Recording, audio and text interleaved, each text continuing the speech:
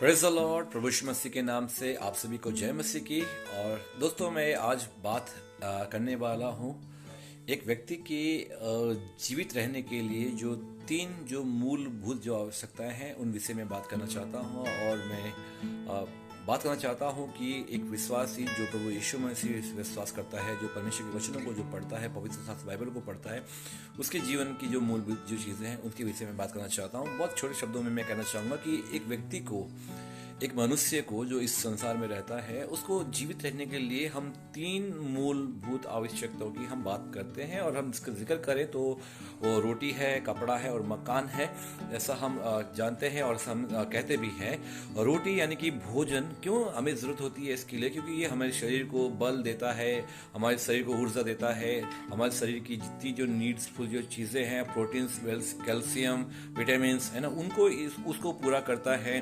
मतलब हमको जीवित रखने के लिए ये भोजन, ये रोटी एक मुख्य मतलब काम करता है। हमारे शरीर को बल, ताकत देता है, कुछ भी काम करने के लिए हमको वो देता है ना, रोटी। सो उसी प्रकार से यदि हम कपड़े की बात यदि हम करें तो कपड़ा हमारे बॉडी में हमारी नग्नता को छुपाने के लिए, है ना, हमें शर्म में पड़ने वाली बातों से बचाता है ना। और दूसरी बात, हम कपड़े को अपने आप को अच्छा लगने के लिए भी हम पहनते हैं। कहने का मतलब इसकी भी हमको एक नीड है, हम इसकी भी हम हमारे जीवन में क्या एक मूलभूत ये आवश्यकताओं में से एक आवश्यकता है। और तीसरी चीज़ भी हम बात करें तो हम बात करते हैं मकान की, है ना। ये मकान यानी कि ये मकान जो है ये एक मनुष्य को संरक्षण देता है, इसको सुरक्षा देता है।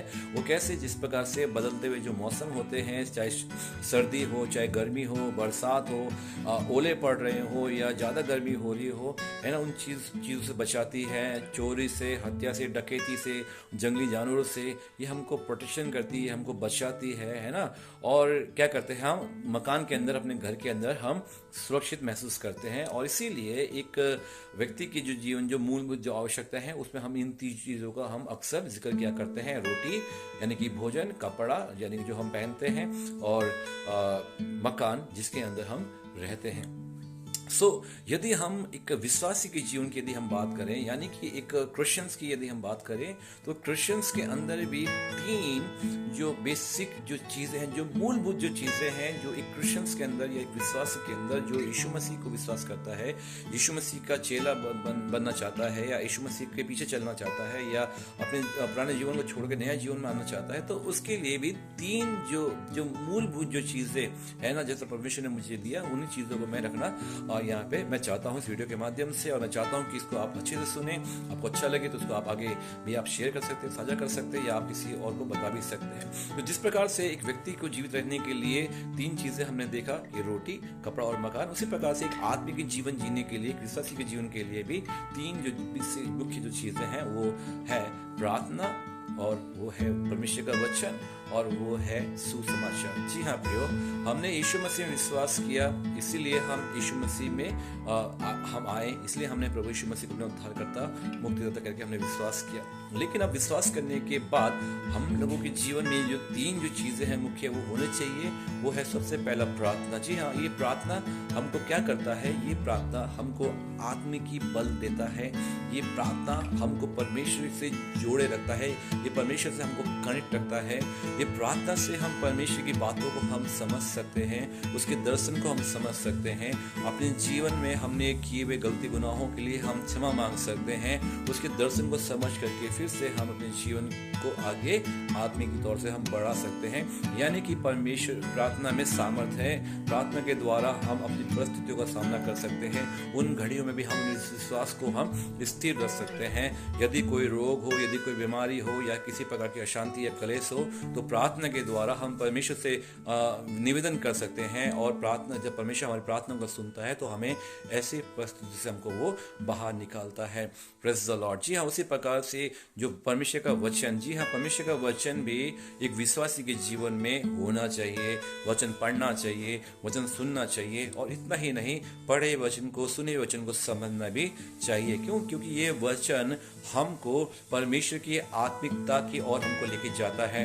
जो मार्ग यीशु मसीह है उस मार्ग में चलने के लिए हमको अच्छे से हमको सिखाता है, उस मार्ग में चलने नित्य हमको बना के रखता है, परमेश्वर की उपस्थिति में, प्रेजेंस में हमको लेके जाता है। यीशु मसीह यूहन्ना के 5 अध्याय की 7वीं आयत में कहते हैं कि यदि मैं तुम पर और तुम्हारे वचन मुझ में बने रहे, माफ कीजिएगा, यदि तुम मुझ में और मेरे वचन तुम में यदि बने रहे तो तुम जो भी मांगोगे वो पिता से हो जाएगा, बोल के यीशु मसीह बोलते हैं। यानी कि यीशु मसीह के वचन को अपने जीवन में लेना है, और हम जब उसके वचन को हम जब पढ़ते हैं तो वचन को पढ़ करके हम समझते हैं कि हमारा जीवन कैसा होना चाहिए, यीशु मसीह किस प्रकार से हमें जीवन जीने के लिए बोल रहे हैं, हमें अपने जीवन में कैसा करना चाहिए, बोल के इस बातों को हम अच्छे से हम समझ सकते हैं। और तीसरी बात हम करते हैं सुसमाचार के लिए। जी हाँ, और ये सुसमाचार ये क्या है कि एक परमेश्वर की एक मुख्य आज्ञा भी है। हमारे जीवन से परमेश्वर का सुसमाचार होना चाहिए जो दूसरे के लिए हो, कि जो हमने जो आशीष हमने जो पाया, हमने जो उद्धार को पाया, हमने जो मुक्ति को पाया, वो हमें दूसरों को हमें देना है। जो परमेश्वर को हमने प्रेम को समझा, उस प्रेम को हमें दूसरों से बांटना है। और सुसमाचार सुनाने के 3 मुख्य भाग मैं कहना चाहता हूँ। वो परमेश्वर का प्रेम आप उनके जीवन में प्रकट करके कि आपसे परमेश्वर प्रेम करते हैं, परमेश्वर आपसे प्रेम करते हैं बोल करके आप उस सुसमाचार दे सकते हैं। अपने जीवन की गवाहियों को देख करके भी आप इस सुसमाचार को उनके हृदयों में रख सकते हैं कि आप प्रभु में आने से पहले कैसे थे, कौन सी घड़ी में प्रभु ने आपके जीवन में काम किया, और प्रभु में आने के बाद आपका जीवन कैसा है। इस गवाही के द्वारा भी आप प्रभु के सुसमाचार उनके हृदय में रख सकते हैं, और प्रभु के प्रेम को, उसके जीवन को और उसके आने के उद्देश्य को भी रख करके आप परमेश्वर के सुसमाचार को, उसके गोस्पल को आप अपने लोगों तक दे सकते हैं प्रियो। और मैं कहना चाहता हूँ ये कोई दान और ये वरदान की बातें नहीं हैं, परंतु एक विश्वासी की, वो छोटा विश्वासी, बड़ा विश्वासी, नया विश्वासी, पुराना विश्वासी, चाहे वो चर्च का पास्टर हो, चाहे एक नया विश्वासी हो या कोई भी हो, ये जो 3 जो चीजें हैं, यानी कि परमेश्वर से प्रार्थना, परमेश्वर के वचन और अपने जीवन से सुसमाचार, ये सदा होना चाहिए। इसके लिए कोई भी वो नहीं है, ये हर एक के लिए है। एक विश्वासी को विश्वासी जीवन जीने के लिए, उस जीवन में बनाए रखने के लिए एक विश्वासी, ये 3 चीजें मुख्य ये होती रहनी चाहिए, प्रार्थना, परमेश्वर के वचन और अपने जीवन से सुसमाचार। तो इसी प्रकार से हम अपने आत्मिक जीवन को मजबूत कर सकते हैं और निरंतर प्रभु की अगुवाई में हम चल सकते हैं, बढ़ सकते हैं, और इसके तहत परमेश्वर अपनी आशीषों को सदा हमारे जीवन में बनाए रखता है। आमीन, हालेलुया। परमेश्वर इन वचनों के द्वारा, इन बातों के द्वारा आप सभी को बहुत आयत की आशीष करे। जय मसीह की, प्रेज़ द लॉर्ड।